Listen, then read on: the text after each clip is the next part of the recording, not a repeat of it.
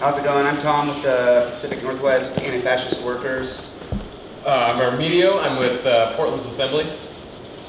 So we're here today to talk about a few things. I want to start with some of the history of racism in Oregon and specifically in Portland that some people know, others might not know. In 1859, when Oregon was admitted into the Union as the only state that forbade African Americans from living, working, or owning property in the state, it was illegal for African Americans to move to Oregon until 1926. That's not good. In the early 1900s, Oregon had the highest Klan membership in the country. A lot of people think that's down south. It wasn't. It was here. In November 13th of 1988, Mulgeta Sarah was brutally murdered in southeast Portland by 3 members of Eastside White Pride: Ken Meeske, Kyle Brewster, and Steve Strasser. Ken Meeske died in prison. Steve Strasser is gone, but Kyle Brewster is currently out of prison and in our communities and organizing. That's amazing considering what he did that he's in our streets. But And it set a precedent too for white power organizations to start organizing within prisons, because as of now, that is the main basis for white power groups to not only recruit, but to mainly organize, is through the prison system, because the race politics in prison are constantly reproducing these racial lines and stuff. I mean, we can look at the Aryan Brotherhood. They're not the best example, but like Kyle Brewster, he formed the Rude Brew in OHIP, and that was as a white power gang. It's kind of still around within the prison system that operates, selling meth within prison. And so that it really, Mulgeta Sarah set a precedent for not only white power organizations, but the resistance to white power organizations, which were the Tom Metzger trials, which are in the next slide right here. As you can see, Tom Metzger, he's the one on the left, smirking like a dick. He's a real piece of work. He was the head of White Aryan Resistance, which was a California breakaway chapter of the local Klan. He broke from them because he didn't view them as radical enough, basically.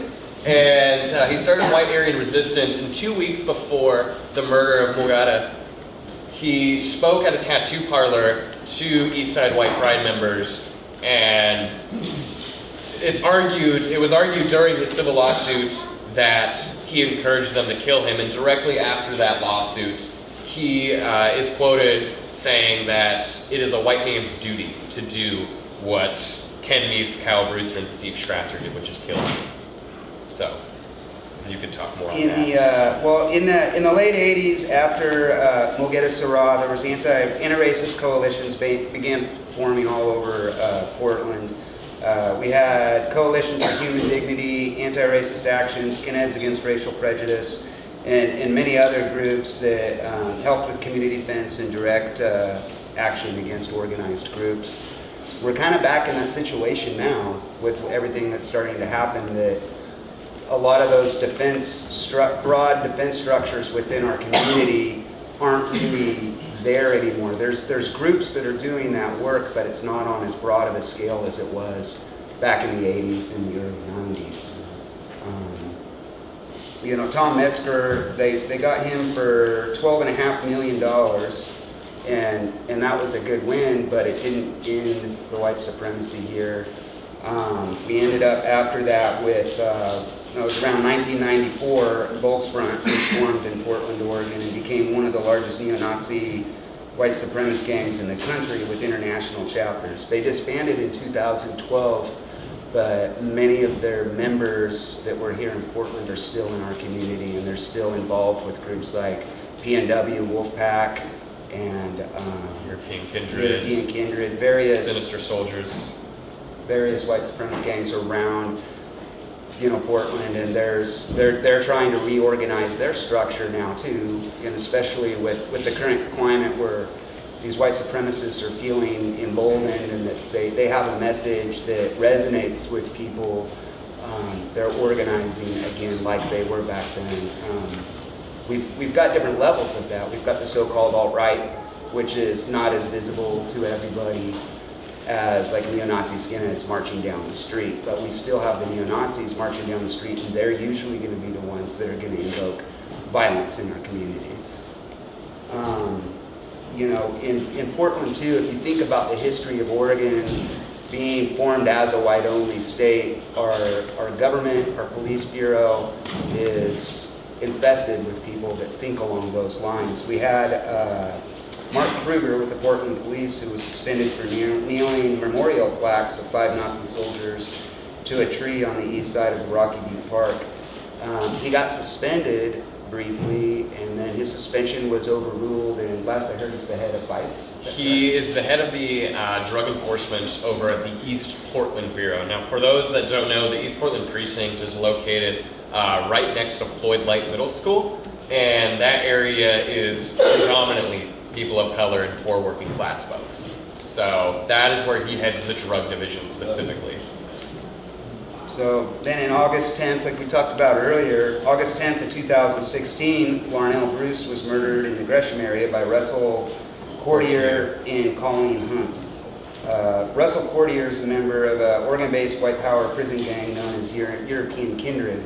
While they are primarily a prison gang, they also have a presence outside of prison, mostly revolved around crime, but they are also racist killers, as we've seen with what happened with Larnell Bruce. Yep. With them, it's the securement of territory out in Gresham. As you can see in this slide right there, those are the 3 main white power gangs that are the closest to the Portland metro area that have had reported incidents and such since the Trump election. As you can see with European Kindred, the circles right there are just kind of areas they like to predominantly hang around where they like to sell meth, because that is one of the most popular white power drug is meth. There's very few Nazis who haven't had a meth conviction on them, actually. If you think about it. Domestic violence are the two biggest ones. Turns out. European Kindred's founder is working for the government with, he's working in like outreach for drug addicts, and his wife is at Central City Concern. That's really concerning when you have people that are involved in white supremacy that are working in places where they're supposed to serve the community as a whole. Mm-hmm. But when you have that kind of ideology, you're probably not going to do that. Right. They use that also as an area, we believe, to recruit new members. Oh yeah, that's, the basis of white power and stuff, which we've really seen exemplified within the alt-right, is fascists. Emotionally insecure individuals are the easiest to manipulate and stuff. They're always the ones, we can look at Dylan Roof, we can look at Jacob Latsky, we can look at several hate crimes that have been committed by emotionally, mentally, and even physically fragile people who are insecure and stuff, and they're able to manipulate that and take advantage of them and put them in his avenues, and so they actively recruit in those situations. Like high schools is one where American Front in the early 2000s would like to recruit a lot at. They've been spotted at Cleveland High School, they've been spotted at Jefferson, Lincoln, that's where they like to recruit folks so they can have that power leverage, because the foot soldiers, it's not like the heads of the organizations doing the dirty work. It's the expendable ones. So we put together a handout which we'll pass out later. This isn't like a complete list, but it's symbols to look for on people in your community. These are all white power symbols. They're numbered. This was put together by a local Antifa group, Rose City Antifa. And if you look on the bottom, they've got an email down here. They keep a very good database, and they keep track of these people. If you see information, I would recommend that we send information of who you see, if you get a license plate, a picture, as much information as you can. And if you send it to Rose City Antifa, they have a really good infrastructure to do that kind of intel and figure out who those people are and where they're working in our communities, and inform some sort of a direct action against them. Yep, yeah, Rose City Antifa on their website, they have a lot of profiles and stuff on various individuals. They just did one on the Wolves of Inland, which kind of work in the same area as the Sinister Soldiers, but they're more like a weird, like, esoteric aesthetic fascist group, which like it's a bunch of dudes who lift weights and go out into the woods and play in the mud. It's a little weird, not gonna lie. And the founder, Jack Donovan, has spoken at the various alt-right conferences and stuff on white nationalism. And so, yeah, but just to go over the map too, because this is something Teresa wanted me to clarify with folks, so folks can have that working knowledge. So the Sinister Soldiers, where the green is, they're primarily based in Milwaukee. They're not a large group, they don't have a large presence, but they do have a lot of graffiti they put around everywhere. I mean, I've seen their graffiti on the 92nd Flaybell Max stop right behind the Best Buy, but it was in shitty Sharpie. You know, and so that's, and they, you know, they got hang around bars and stuff, so they're they're your run-of-the-mill white power gang where there's not an inherent ideology behind it. It's more so this clouded sense of, you know, hyper-masculine violence. And then you have European Kindred, which are an organized gang. And the clarification between an organized gang and just kind of a street gang is they have a system in place for getting away with their various activities. They have people in positions of power where they can use leverage, where they can recruit, and where they have safe houses, they have all of that. And they're primarily in the Gresham area. Like Tom was saying, they don't have that huge of a presence outside of prison, but obviously they do have a presence because if they didn't, Larnell Bruce would still be here today. And so that's an important thing to realize. And all of them are tattooed with EK. All of them have that, because they're a gang, they always have that tattoo. You have to be in the gang. That's just one of those things. And then finally, American Front. They're a branch off of the National Socialist Movement, which for folks unaware of that is basically a political party that tries to make white nationalism look like a good thing. They don't really get away with that too well. But, so that's what they're a breakup of. And Jacob Latsky, who was one of the founders of Volksfront, recently got out of prison and has been organizing, trying to get that back started. There's been reports of them walking around openly in downtown Vancouver. And so those are the most three active ones. When you get later up, you know, more up into Vancouver, between Olympia and Vancouver, you have Pacific Northwest, Wolfpack, and you know, that's another typical street gang rather than a meth ring. Yeah, I would say, yeah. White supremacy skinhead gang. And Jacob Lasky, he's down in Medford, and he's the guy that's trying to kickstart American Front, which is an older group from the 80s.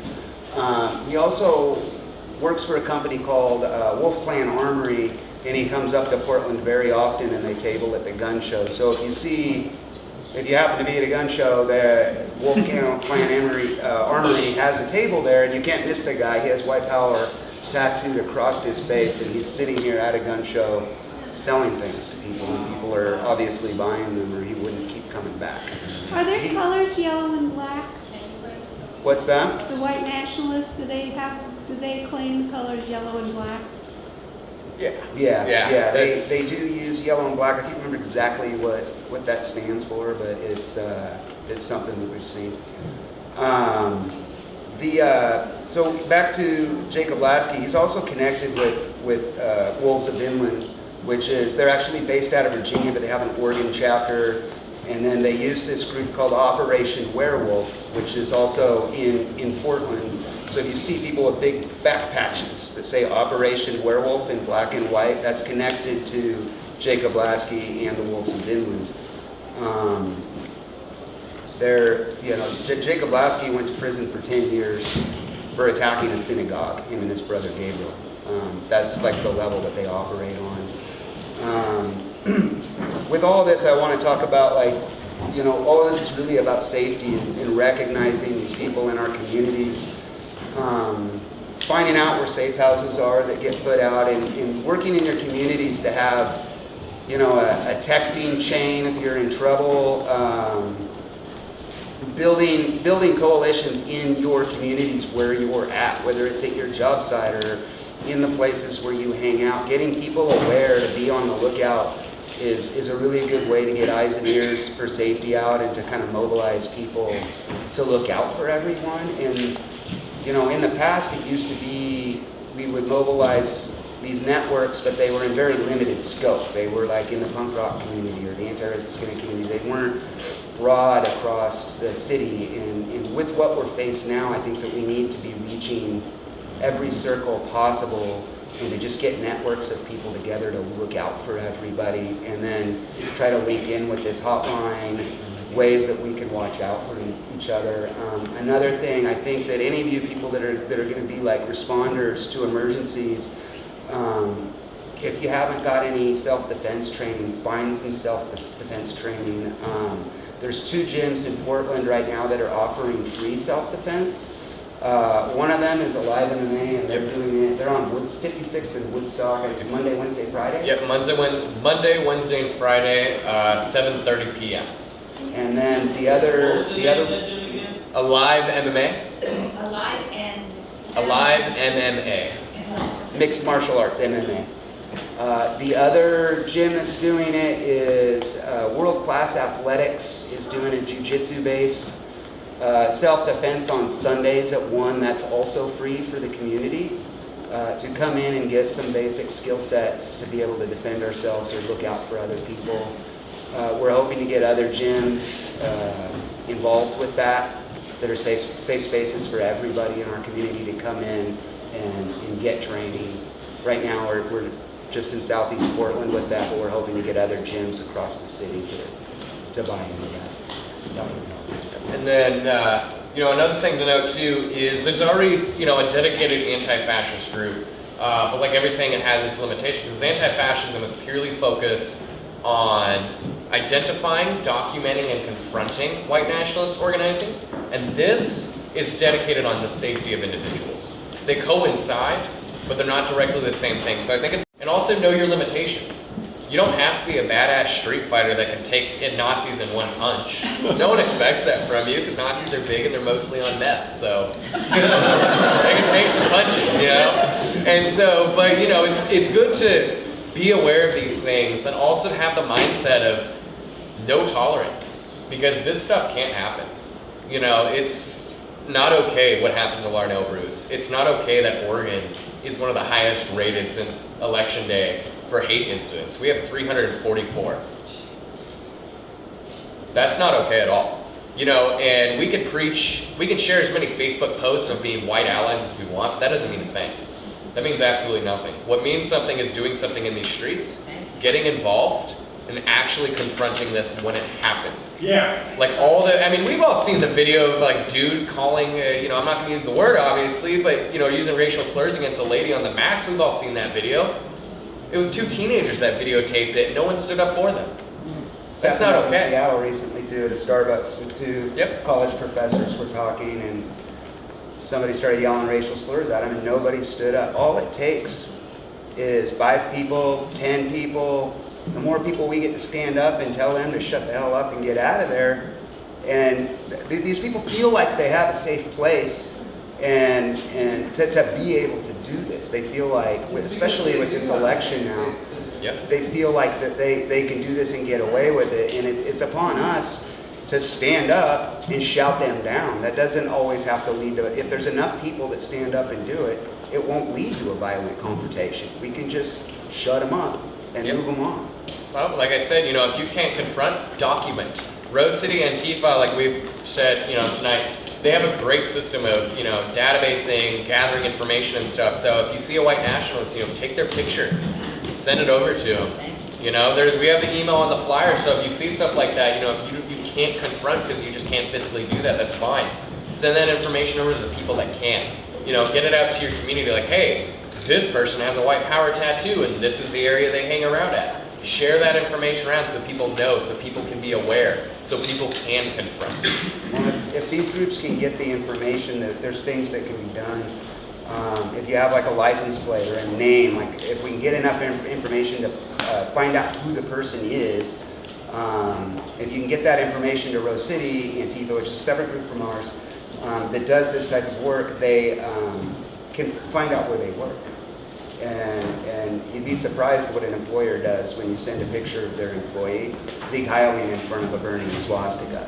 They typically don't stay employed. Those are like types of things that can be done with this information if it gets back out to the right groups. Or they can be confronted in physical space and good old beatdown by who says that. So we've got these handouts here that we'll pass around that you guys can take with you. We'll just walk around and pass them out. Yeah, go ahead. Yeah, I have a question.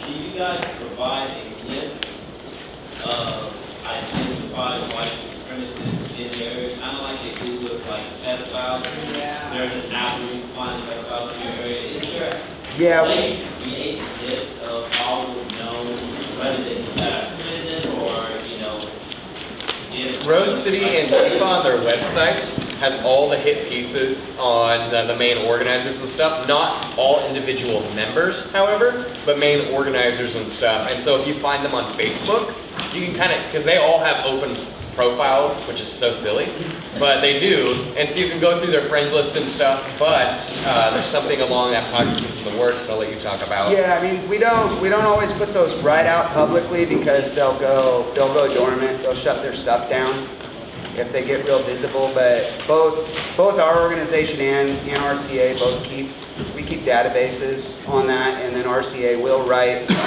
up hit pieces on key players in the community. But if we put the information right out, they'll like shut down their Facebooks. They'll kind of go quiet, and then it's hard for us to track their movements. Okay. The other question I had was, is there a list of, is there a way you can find a list of, say for instance, the police officers that have multiple complaints on the same topic or whatever? Is there a way that we can find out if that officer has complaints of this specific nature, or is there anything like that? Unfortunately, no, you can't specify complaints. You can go through public databases, but you have to know what you're looking for when going through that. And oftentimes you won't find that because police unions and stuff, like the union contract that we fought, Don't Shoot Portland and stuff, fought the city against, part of that contract was covering up Mark Kruger's past actions to officially cover that up and, shoo it away basically as something that didn't happen. And so finding that information is very hard to do, unfortunately. Is there a list on the internet as far as the Portland one-on-one police officers? No, I do not believe so. No, It's there's only no- sergeants and stuff and lieutenants. They cover most of it up unless the news gets a hold of it. It's really hard to get that information. Like It even should be public knowledge if they're protecting service question. We agree. we absolutely agree on that. We don't. Yeah, that's City Hall, that's what they just said, if he died, it's the same thing as what you're saying. I feel like they're less likely to do stuff like that if we know who they are. Yeah. I agree, and I think that's why the Portland Police Bureau covers it up and tries to keep that info from us. Yeah, isn't there a, Rose City recently, kind of a zine out, a while ago, that profiles Yes, our RCA has done some stuff. They have a Facebook page, Rose City Antifa, and you can go through there, and anytime they do get information on the police, they've done some stuff. They did a bunch of stuff on Mark Kruger and other people that had backed him up, and it is on their Facebook page. Right there. Feedback, I think the reason why we're not seeing people, they call it blue line for a reason. They're gonna stand together regardless. So what I have always tried to encourage is I grew up with a couple officers in my family, and they stood up for those and didn't mind being officers because they felt like they had community. So for me, like still have friends that are, I'm a vet, so like standing together and saying, look, like we're still a community.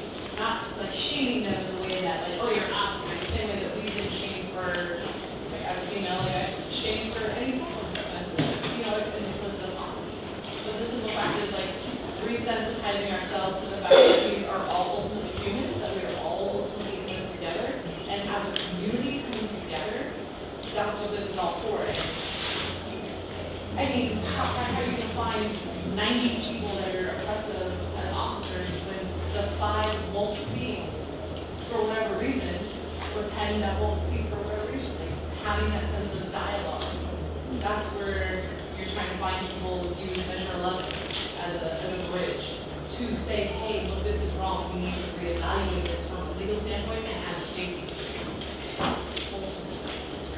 One thing that's a really good tool, if you see police police officers are doing anything that you feel sketchy about, if you ask them for a business card, they're legally required to give it to you.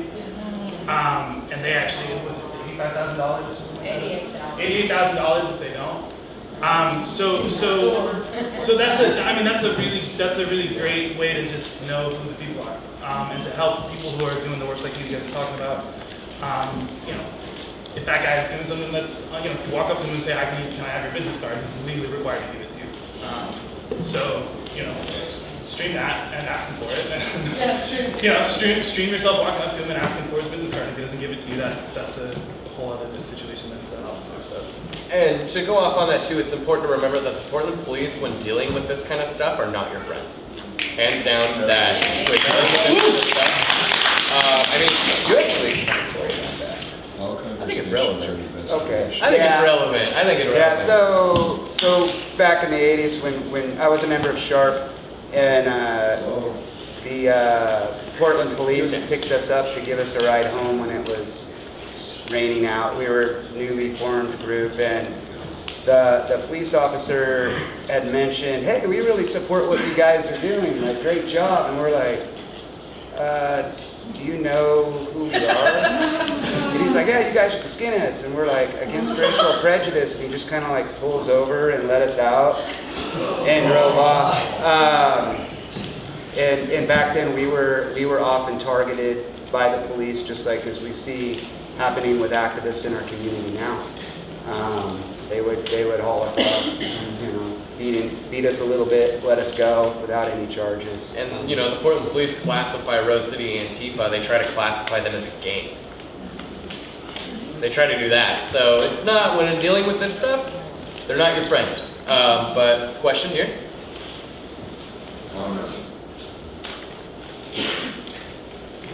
The police are famous for their wall of honor, for their honor parades.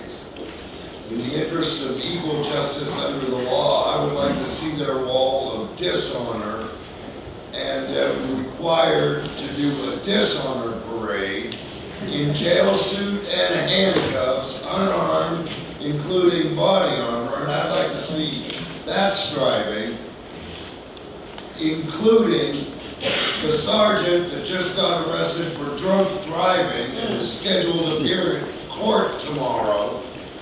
I am confident if he comes into court at all, it won't be by the same door and in the same manner as a non-cop. And I see that as golden opportunity to show there is no equal justice in Oregon and call for it. Make them do it. We agree. Any other questions before we pass it over? Two of them, Alive MMA, and then World-Class Athletics. Yeah. So are you guys, aligned with Top Watch? What's that? Are you aligned with Top Watch, Portland Top Watch? We're kind of We know who they separate. are, but we're not.